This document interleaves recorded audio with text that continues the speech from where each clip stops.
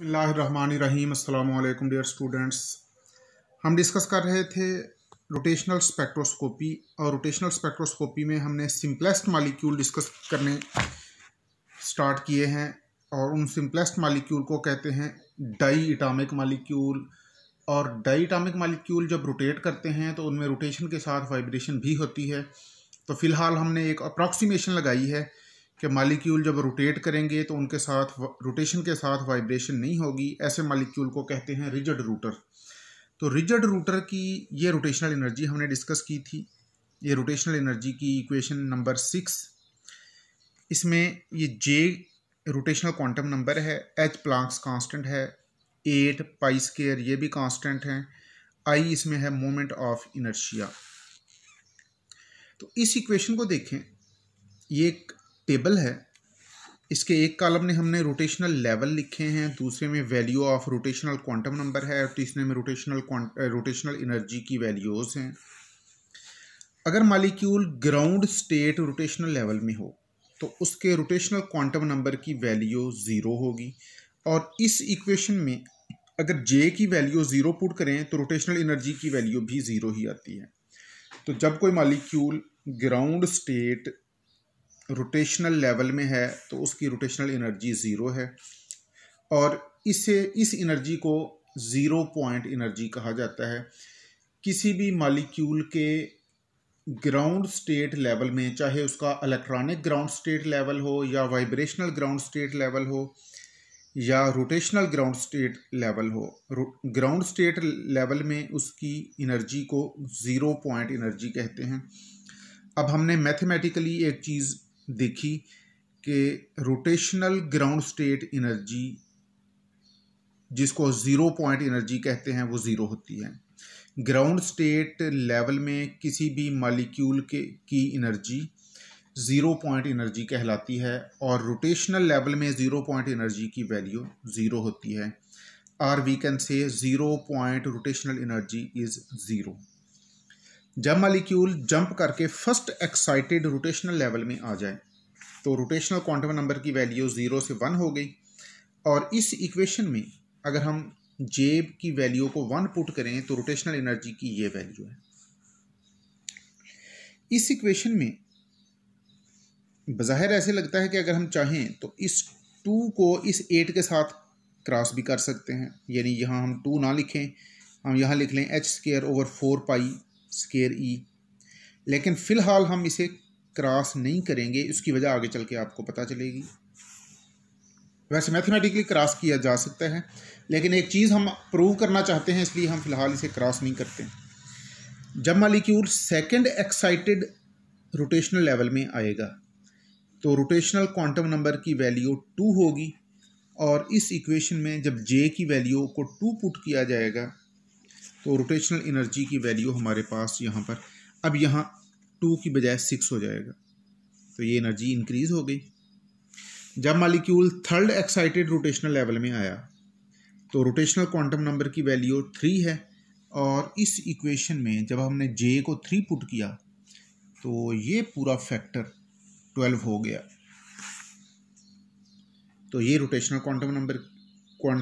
ये rotational energy की value है for third excited rotational level. तो फिलहाल हम इस 12 को इस 8 के साथ क्रॉस नहीं करेंगे। जब molecule fourth excited rotational level में आएगा तो जे की वैल्यू यानी कि रोटेशनल क्वांटम नंबर की वैल्यू 4 होगी और इस इक्वेशन में अगर आप जे की वैल्यू को 4 पुट करें तो ये j+1 ये 5 हो जाएगा एंड 5 मल्टीप्लाइड बाई 4 ये वैल्यू 20 हो गई। अब देखें, मालिक्यूल ग्राउंड स्टेट से फर्स्ट एक्साइटेड स्टेट में, फिर सेकंड एक्साइटेड में, फिर थर्ड में, फिर फोर्थ एक्साइटेड स्टेट में आया तो रोटेशनल एनर्जी अकॉर्डिंगली इंक्रीज़ होती गई। 0 से 2, 6, 12, 20 हुई। और ये फैक्टर सबके साथ है, h²/8 पाई स्क्वायर आई। इसका मतलब है रोटेशनल एनर्जी इस फैक्टर का मल्टीपल है। Rotational energy of any molecule is multiple of this factor h² over 8 pi square I, चूँकि ये फैक्टर यहाँ भी है, ये फैक्टर यहाँ भी है, इसलिए हमने इसको यहाँ कैंसिल नहीं किया था, इस 8 को 6 के साथ या 2 के साथ या 12 के साथ क्रॉस नहीं किया था, क्योंकि ये बात हमने प्रूव करनी है कि rotational energy of a rigid router, ये जहन में रखिएगा कि ये बात सिर्फ रिजिड रूटर की है। Rotational energy of a rigid router is multiple of h square over 8 pi square i। अब ये मल्टीपल तो सबके साथ है, इस मल्टीपल को अगर के अलावा अगर आप देखें तो रोटेशनल एनर्जी 0 से 2 हुई, 2 से 6, फिर 12, फिर 20, और अगर रोटेशनल क्वांटम नंबर की वैल्यू 5 कर दें तो ये वैल्यू यहाँ 20 की बजाय 32 हो जानी है, और अगर रोटेशनल क्वांटम नंबर की वैल्यू 6 कर दें तो यहाँ पर अगर आप 6 करें तो ये वैल्यू 42 हो जानी है। रोटेशनल क्वांटम नंबर की वैल्यू 5 होगी तो ये यहाँ वैल्यू 20 की बजाय 30 होगी, अगर रोटेशनल क्वांटम नंबर की वैल्यू 6 होगी तो यहाँ 42 होगी, एंड अकॉर्डिंगली ये वैल्यू इंक्रीज़ होती जाएगी। इसका मतलब है कि जो मालिक्यूल लोअर से हायर रोटेशनल लेवल में जाएगा, हर आने वाला लेवल पहले से ज़्यादा बुलंदी पर उसे महसूस होगा। ये देखें सामने खिड़की की सुराखें हैं, इनको अगर आप एनर्जी लेवल कंसीडर कर लें तो ये सारे एनर्जी लेवल इक्वल हाइट पर हैं, इक्वली स्पेस्ड हैं, लेकिन ये जो रोटेशनल लेवल होते हैं इनमें हर आने वाला लेवल पहले से ज़्यादा हाइट पर होता है।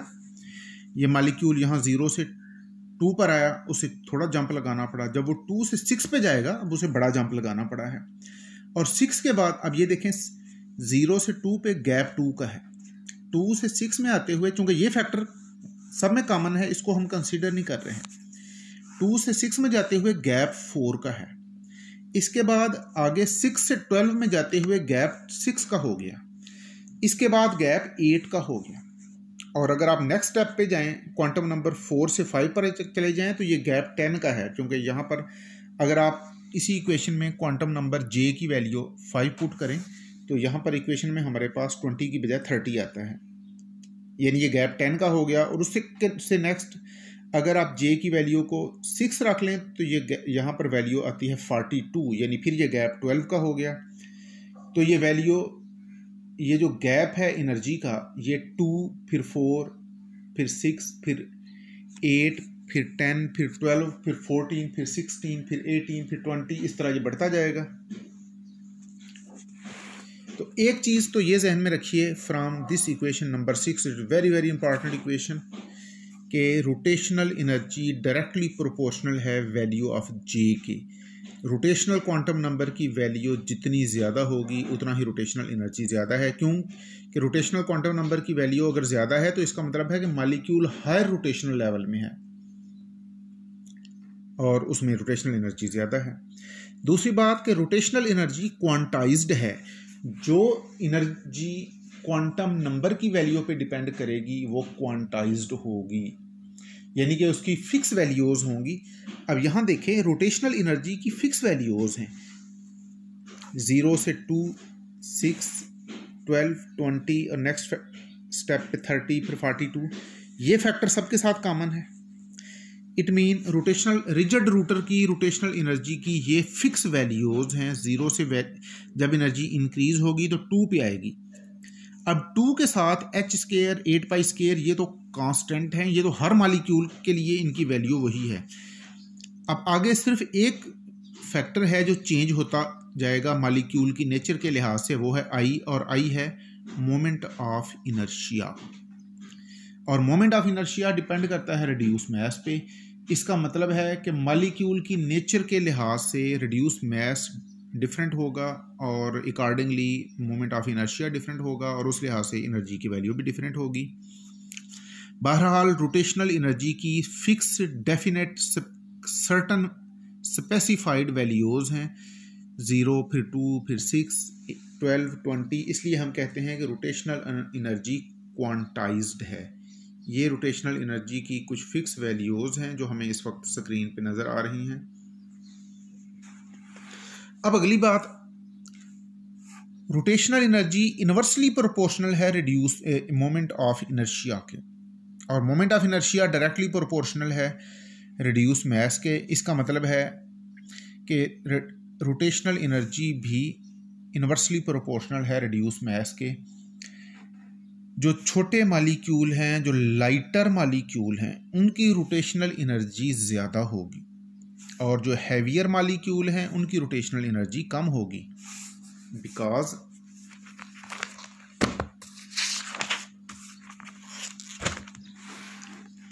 Now again from this equation it is clear that rotational energy is directly proportional to value of rotational quantum number and it is inversely proportional to value of reduced mass, value of moment of inertia. It means rotational energy increases with value of rotational quantum number. In ground state, rotational quantum number is 0 and rotational energy is also zero. Ground state में जब rotational quantum number की value zero है तो rotational energy की value भी zero है। This value of rotational energy is called zero point energy. This value of rotational energy in ground state is called zero point energy. Ground state में rotational energy की value को कहेंगे zero point energy और ये value zero के ही equal है। तो we can say that 0 point rotational energy of a rigid router is 0. rigid router की 0 point energy 0 point rotational energy 0 होती है। तो अगर आपको पेपर में कहा जाए एग्ज़ाम में कि आप प्रूव करें कि rigid router की 0 point rotational energy 0 होती है तो आपने ये इक्वेशन लिखनी है और उसमें लिखना है कि रोटेशन 0 पॉइंट में ग्राउंड स्टेट में रोटेशनल क्वांटम नंबर की वैल्यू चूँकि 0 है लिहाजा ये एनर्जी भी 0 है और रोटेशनल क्वांटम नंबर की वैल्यू 0 होने का मतलब है मालिक्यूल ग्राउंड स्टेट में है और ये एनर्जी 0 पॉइंट एनर्जी है जो कि 0 के ही इक्वल है। When molecule moves from ground state to excited values then what will happen, let us see. When values of J increase, जब जे की वैल्यूज़ यानी कि रोटेशनल क्वांटम नंबर की वैल्यूज़ इंक्रीज़ होकर 1, 2 और 3 हो जाती हैं या इससे भी बढ़ जाएं, then values of rotational energy increase to these factors. ये हमने फैक्टर जो पहले पढ़ लिए, 2 into this factor, 6 into this factor, 12 into this factor and so on. अब इससे ये बात क्लियर हो गई कि रोटेशनल एनर्जी क्वांटाइज्ड है। It is now clear that rotational energy is quantised having fixed values and these values are multiple of this factor। ये जो रोटेशनल एनर्जी की वैल्यूज़ हैं ये इस फैक्टर का h square over 8 pi square i का multiples हैं। अब देखें energy gap between rotational level के दरमियान एनर्जी गैप भी इंक्रीज़ होगा जो जो आप ऊपर जाते जाएंगे, यानी जो जो रोटेशनल क्वांटम नंबर की वैल्यूज़ इंक्रीज़ होती जाएंगी तो difference of energy rotational energy level, difference of energy between ground state and first excited rotational level, 0 से अगर मालिक्यूल 1 में आ जाए यानी रोटेशनल क्वांटम नंबर 0 से अगर उसका क्वांटम नंबर इंक्रीज़ हो गए 0 से 1 हो जाए तो ये डेल्टा ई की वैल्यूज़ आप इस फैक्टर में से ये 0 माइनस करें क्योंकि ये एनर्जी है फर्स्ट एक्साइटेड रोटेशनल लेवल की और ये एनर्जी है ग्राउंड स्टेट रोटेशनल लेवल की। तो इसमें से ये माइनस करें तो डेल्टा ई की वैल्यू ये आ गई और फर्स्ट एक्साइटेड से सेकंड एक्साइटेड के लिए आपने ये 6 में से 2 की वैल्यू को माइनस करना है। h square 8 pi square i ये तो दोनों में ही है, तो ये जब आप इसमें से माइनस करेंगे तो डिफरेंस ऑफ एनर्जी ये हो गया और 2 से 3 में जाते हुए डिफरेंस ऑफ एनर्जी ये हो गया, 3 से 4 में जाते हुए ये डिफरेंस ऑफ एनर्जी है। It mean difference of energy between 2 rotational level is directly proportional to rotational quantum number. Rigid rotor की कहानी ज़रा लंबी है, इतनी जल्दी ख़त्म नहीं होगी। अब तक हमने पढ़ा कि रोटेशनल एनर्जी डायरेक्टली प्रोपोर्शनल है value of rotational quantum number के। अब दूसरी बात जो हमने पढ़ी थी कि रोटेशनल एनर्जी इनवर्सली प्रोपोर्शनल है मोमेंट ऑफ इनर्शिया के। तो हैवियर मॉलिक्यूल की रोटेशनल एनर्जी कम होगी। Heavier particles have lower values of rotational energy than lighter particle. अब ये देखें यहां से,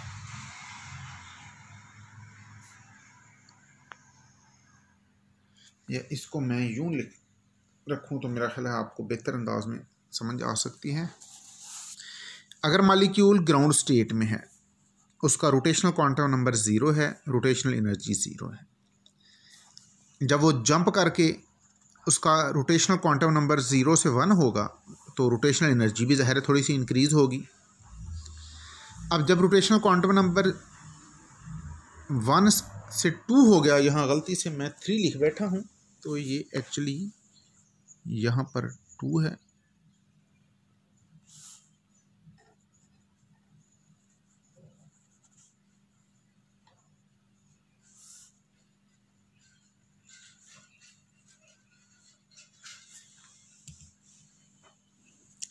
तो जब मॉलिक्यूल रोटेशनल क्वांटम नंबर 1 से 2 में जाएगा, अब ये एनर्जी का गैप ज़्यादा है।